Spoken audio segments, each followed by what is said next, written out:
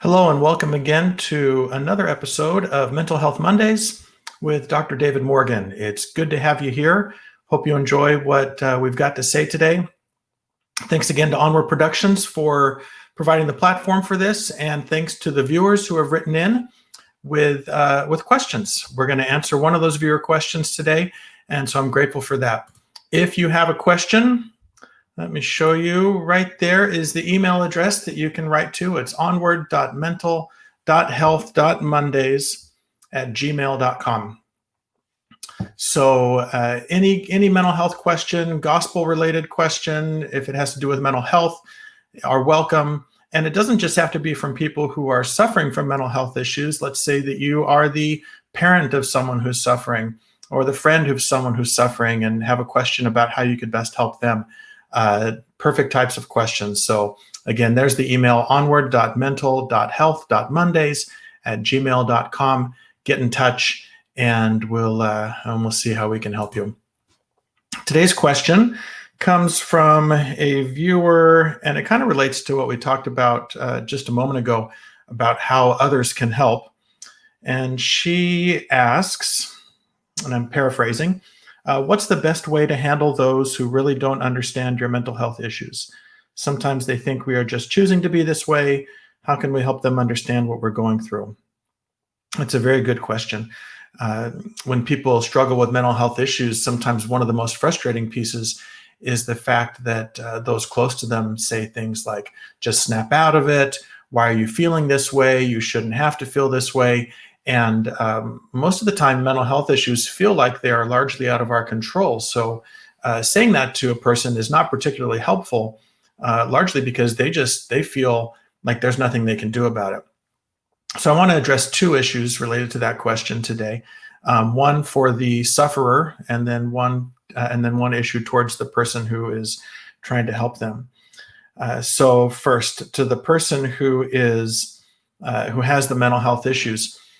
Make sure that you are taking responsibility for your own communication. I see this a lot in like long-term relationships, like if people have been married for a long time, or like, parents of children, and sometimes people will say, well, they should just know how I'm feeling.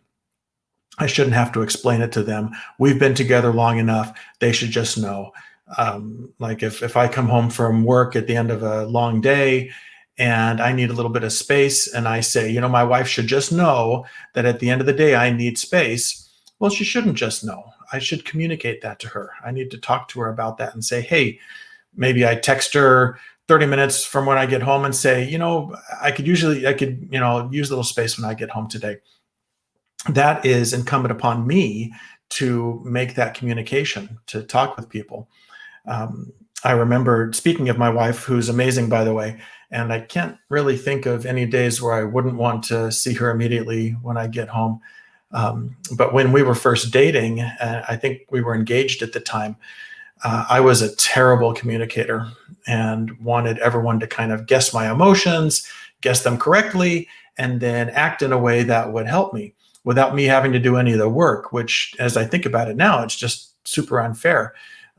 All that burden shouldn't be on the other person. And so I liked to pout a lot back then. I would just get super pouty, and Kristen would say, well, what's wrong? And I would say nothing, which was totally untrue. It's very manipulative on my part. And she was excellent, because she says, well, if nothing's wrong, then, quit your pouting. If something is wrong, let's talk about it. And I've learned to become a better communicator over time, because she kind of helped me take responsibility for that. So when you have mental health issues, take responsibility for the communication. Mental health issues can come from any number of sources. Sometimes it's just kind of a biological issue.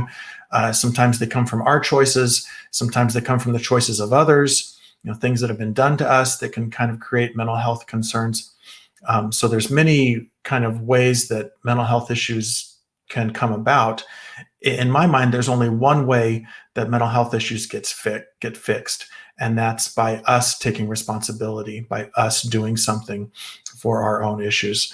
So if you want someone to understand your issues better, communicate them. Make sure they know what's going on. Make sure that that you're being clear in your expectations. If you need something, tell them about it. If you don't need something, tell them about it. And whether or not they respond to that, whether or not that is effective, then that is on them and not on you.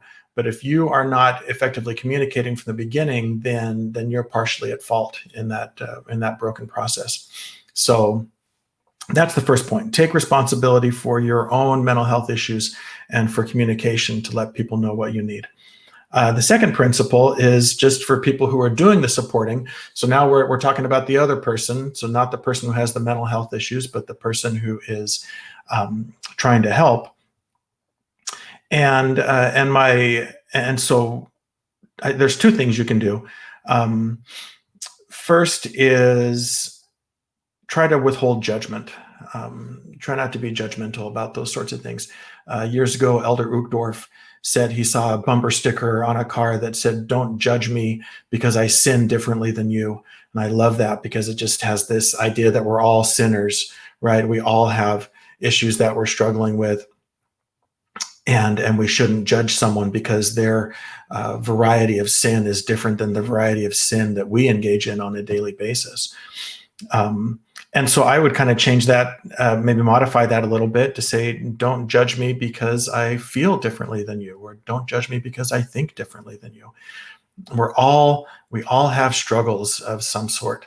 And the more you get to know a person, the more you get to know about their struggles, going back to them communicating, right? If they are communicating to you, then the more information you get from them, the better you're going to be able to understand them, the more righteous and accurate judgment you're going to be able to make. I often say that so many times we make $5 judgments with a nickel's worth of information. And it's just a terrible way to judge. It's a terrible way to make assessments of what's going on out there. Gather as much information as you can about the person before you decide what you're going to feel and how you're going to react. Second is, so for people who are supporting those with mental health issues, take a look at your own experiences. You may not know what it's like for someone to have depression or anxiety or bipolar disorder or an eating disorder because you've never been through that. You've never been depressed, or you've never been manic or had unstable moods or something like that. But you probably have had situations where you felt desperate, situations where you felt misunderstood, situations where you felt lonely, or just in real need of comfort.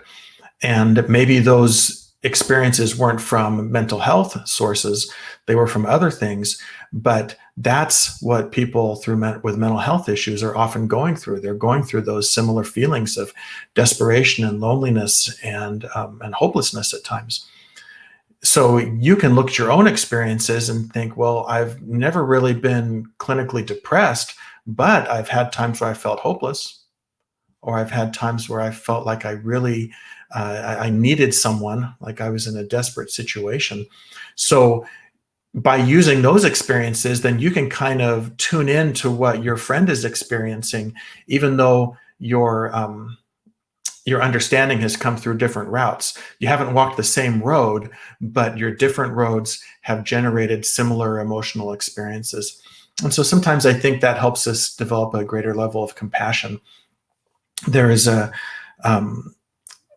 regarding the Savior's atonement, there's a piece of it that is often overlooked, and it's called the enabling power of his atonement. And what that refers to is how he suffered, not just for our sins, but for our weakness and for all the things that we've gone through in life. So he knows what it's like to be depressed. He knows what it's like to be anxious, or to have mood instability, or to have an eating disorder, or whatever it is. He knows what that's like. He experienced it on our behalf. And that makes him the greatest confidant we could ever have as we're trying to support other people, as we draw upon our experiences and think, okay, I know what it's like to be angry, or I know what it's like to be sad or lonely or anxious. Maybe not to the level that my friend is experiencing, but I know what that's like. Then that enables us to have greater compassion and to judge them less harshly, and to maybe come to their rescue a little more. So think about those things. I hope that's helpful. Thank you to the viewers, to anyone who's watching. I really appreciate this. I think this is a great opportunity for us to kind of work together. Things get better when we all pitch in and do our part. And so I appreciate those of you who are struggling and those of you who are helping those who struggle. Email one more time if you want to write in, onward.mental.health.mondays@gmail.com. You can reach out to me on Instagram as well, or go to my website at www.ldspsychologist.com. Thank you so much. Remember, you can change, and change requires action. Keep moving forward, and we'll see you next time.